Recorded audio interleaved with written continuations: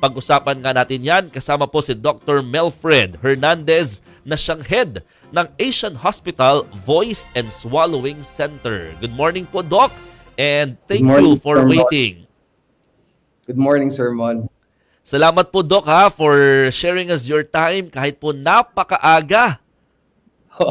Oo nga, napakaaga. Pero siyempre nandito tayo para maglingkod at para makatulong magbigay ng awareness sa tamang pangangalaga sa boses. Ay, gusto ko yan. At gusto ng marami yan, mga kapatid. Kahit po yung sinasabi nilang hindi kagandaan ng boses, baka may pag-asa ka pa. Ayan. Pero ito po Lalo na ikaw, Sir Mon, napansin ko, nandito kaninang umaga, kaninang mga alas 5 pa ako nakatune in sa program at napansin ko na talagang tuloy-tuloy. At walang tig nanalita ka. So, isa ka talaga sa mga pag magkaroon ng problema ay dapat magpatingin siguro sa aming center. Bukas ang aming center sa iyo. Sige po, Doc, papaschedule ako ha. Ayan. Pero, Doc Melfred, no, malamang kilala po ito ng karamihan. Abay, doktor lang po ito ng mga ilang celebrities at saka, mga singers natin sa bansa. Pero, Doc, ano-ano po ba yung mga kadalasang problema sa boses na na-encounter po ninyo? Okay, so ang kadalasang problema sa atin, yung una, yung pamamaos. Minsan at kadalasan din, madami din may mga pasyente na nagkakaroon ng problema sa palagi ang pagki-clear ng throat o yung pesteng ahem, laging may plema, nahihirapang huminga, nahihirapang lumunok, ubo na hindi natitigil, at minsan kadalasan may mga palagian sa aming pumupunta na merong sensation na parang may nakabara sa lalamunan. So yun ang mga kadalasang problema na nakikita namin sa aming center at sa aming clinics. Opo. Paano ba natin malalaman, no, Doc, na kung ang ating boses wala na sa tamang kalagayan o estado? Kasi baka akala natin parang, well, it's my normal voice naman ever since. Pero yung pala, hindi na pala siya tama. Wala na siya sa tamang state. Pag malalaman mo talaga, so minsan nga parang pinapabayaan lang natin o natitake for granted natin ang boses. Pero pag nagkaroon na tayo ng difficulty ng pagko-communicate, okay? Pag namaos, madaling mapagod, nagpalit ng register ang boses, dati nakakaabot ka, katulad ng sinabi mo, nung nagkakaraoke ka, mataas ang range mo, ngayon ay hindi mo na maabot ang dati mong range kahit mataas o mababa. Kung nahihirapan ka huminga at lumunok at lagi kang merong pesting ahem, ito ang mga pangkaraniwang simptomas na dapat magpatingin na sa doktor. Lalong-lalo na, pinapaalala namin sa lahat ng aming mga pasyente at sa lahat ng tao na kapag namaos ka ng higit pa sa 2 linggo na, usually, hindi na ito pangkaraniwang sakit na dahil lamang sa laryngitis, kundi kailangan magpatingin na sa isang profesional. Okay. Yung pala yung mga red flags, no? Una doon, yung pagkapaos, more than 2 weeks, hindi na siya normal. Kasi bumabalik na ang boses natin dapat. Ang usual cause naman kasi ng pamamaos, ang pinakamadalas is yung simpleng laryngitis. Opo. Laryngitis is pamamagalang ng larynx. Ang pinaka-common cause nun ay infection. Ang viral laryngitis naman, actually, self-limiting yun. Kahit wala kang gawin, mawawala din siya. Kailangan mo lang suportahan ng katawan ng pahinga, adequate rest, adequate hydration, tubig, at kung kinakailangan ng additional na gamot o antibiotics, kung naging bacterial siya, may doktor naman tayo para makapag-advise sa atin para sa yun. Mga pangalawa, potential ng voice abuse. Yung nga katulad ng sinabi ko, ikaw isa ka sa mga potential na magkaroon ng voice abuse or misuse dahil ikaw isa kang occupational voice user o voice professional. Katulad din ng iba sa mga panauhin mo kanina ng mga guro, ito mga occupational voice users, so they have the potential for voice abuse and misuse. So maaaring magkaroon ng madaming problema sa boses. Meron din tayong mga pasyente na lalong-lalo na kapag lagpas na ng 2 linggo ay maaaring meron ng voice vocal fold nodules, polyps or cysts, mga benign na kondisyon na malalaman lang natin talaga kung masuri natin siya, lalong-lalo sa voice center namin sa Asian Hospital, meron na kami yung video stroboscopy na tinatawag natin. Kung naalala mo sa kabataan mo, kung madalas ka mag-bar o disco sa era namin, disco pa yun, yung strobe light, parang napakabilis kasi ng paggalaw ng vocal cords. Oo, Pag ganun po yung ano titingnan doon. mo lang siya, hindi mo makikita. Pero pag i-subject mo siya to stroboscopic light or strobe light, parang nagiging slow motion. Di ba pag sumasayaw ka, parang Oy. slow motion. Doon mo masusuri kung ano talaga ang problema sa vocal cords.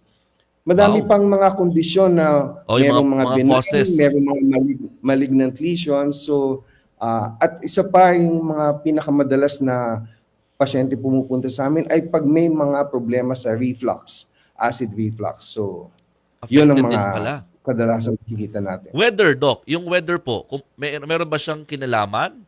Hindi, panahon lang Ah, po kasi nagbabago yung panahon, kaya nagbabago din yung boses ko eh. Actually, pag may sudden changes in temperature and weather conditions, kunyari galing ka sa malamig tapos pupunta ka sa mainit o mainit, bigla kang pupunta sa malamig, maaaring makapag-trigger yan, lalo na kung meron kang allergies at lalo na kung merong mga noxious chemicals sa paligid. At ang pinaka-importante is the humidification ng environment. Opo. Kailangan well humidified. Pati Tama, ang tama. vocal cords Doc, natin kailangan well hydrated. correct, yun. Kailangan po talagang umiinom. Pero ano ba yung dapat iniinom na tubig o mga liquid? Ito, gusto ko pag-usapan natin yung tips or healthy habits para pangalagaan ng boses. Kasi Doc, pag yun yari, nauubo-ubo ka, hindi, mag-candy ka. O kaya, yun yung mga parang sinasabi, mag-candy, no? Uminom ng tubig, pero iniinom mo naman, napakalamig. Ano ba yung mga tamang tips na baka dapat natin, ayan, parang pag-inom ni Doc ngayon, ano yung mga dapat natin pang-refresh sa Ewan ko atin? kung nahalata mo, ewan ko kung nahalata mo, but I'm a little sick myself.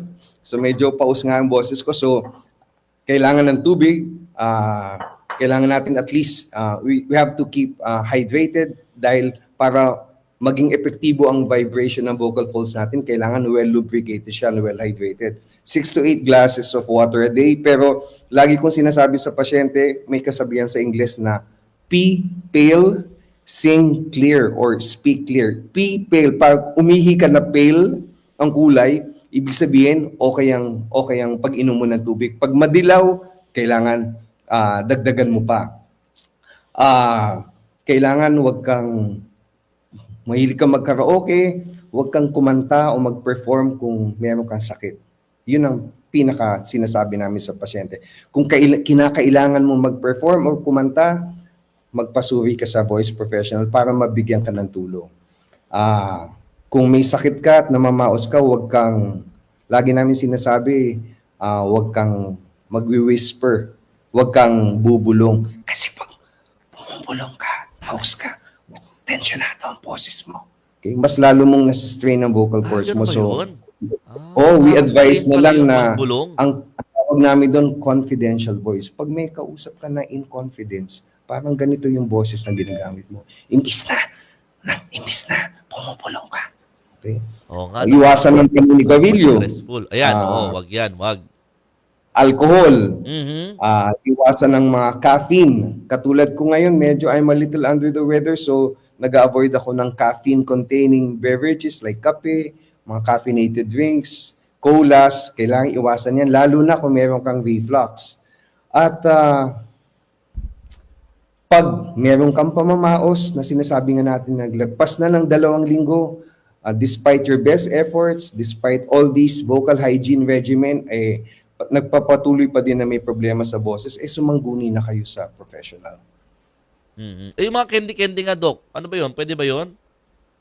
Candy, ang base sa mga pag-aaral, lalo na pag meron kang reflux, i-avoid mo dapat yung mga mint-containing candies. Kasi may mga pag-aaral na nagsasabi na mas lalo pa nga itong nakakapag-contribute sa pagtaas ng acid galing sa ating sikmura papunta sa esophagus hanggang umabot ito sa vocal cords natin. At ang vocal cords natin, hindi siya capable of handling acid. So, maaaring magkaroon ka ng mas problema.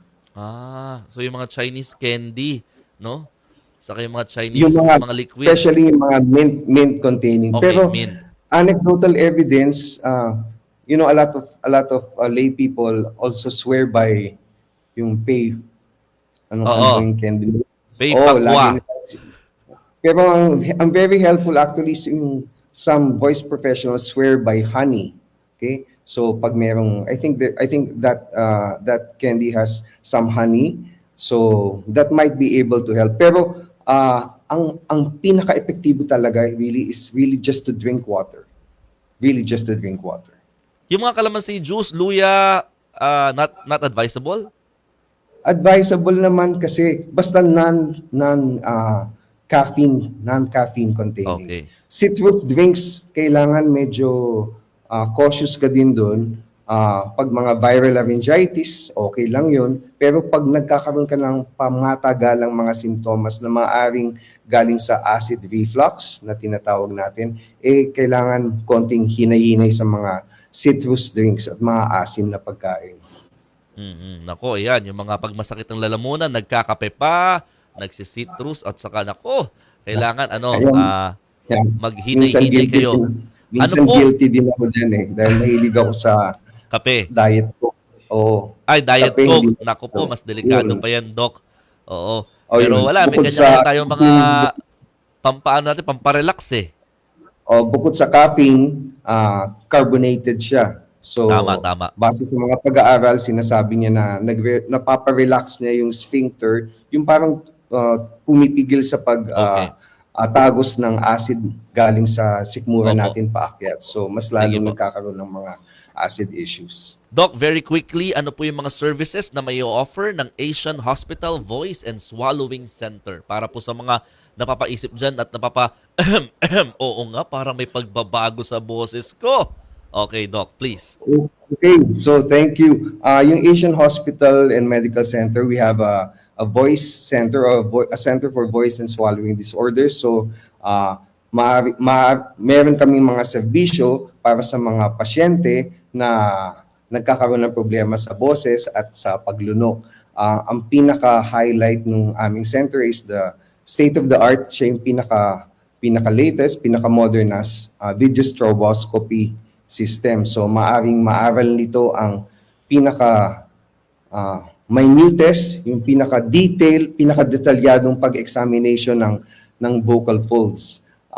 Meron din kaming mga serbisyo para sa pag-evaluate ng swallowing, yung tinatawag namin na FEES o Flexible Endoscopic Evaluation of Swallowing. Madami din kaming serbisyo katulad ng regular na laryngoscopy o pagsilip sa lalamunan, whether rigid or flexible, at nagagawa namin ang mga ibang procedures na dating ginagawa sa operating room na under general anesthesia, papatulugin ka pa. Pero ngayon, maaari na natin gawin sa clinic o sa office at same day at pwede ka nang umuwi afterwards. Uy, And of interesting. course, we offer a lot of services to professional voice users. Yung mga katulad mo, occupational voice users na yun ang major component ng trabaho ninyo. Opo. Katulad ng mga teachers na hindi ko na parang taga Holy Trinity ka ba? Opo, Holy Trinity sa balik-balik, Academy ka sa ba? Palok. Graduate din ako noong elementary. Kaya nung nadinig ko, sabi ko, kung yung binabati Talaga, mo Doc? yung mga teachers from Holy Trinity Academy. Yeah, I was also a graduate of Holy Trinity Academy way Tukmo back ka in the pala eh, 1980s. taga-tukmo. Oo, 1980. Wow! 1980 Uy, ako sa graduate. small world Ng elementary, small world nga. So, yung mga teachers, yun ang naalala ko, yung mga teachers, sila, Yes. pangkaraniwan, ang daming nagiging problema sa boses. So, Nako, lalo na papakontak nga kita sa lagpas alumni. ng 2 weeks. Doc, maraming salamat po sa inyong oras. Ang dami pong tuwan-tuwa. Actually, nakakabitin daw. Ang dami nilang mga interested sa topic natin na nagko-comment po ngayon. Again, if you have concerns with regard to your voice, mga kapatid, kindly contact yung Asian Hospital Voice and Swallowing Center para po masolusyonan po yung mga problemang yan together with their head, Dr. Melfred Hernandez. Thank you, Doc!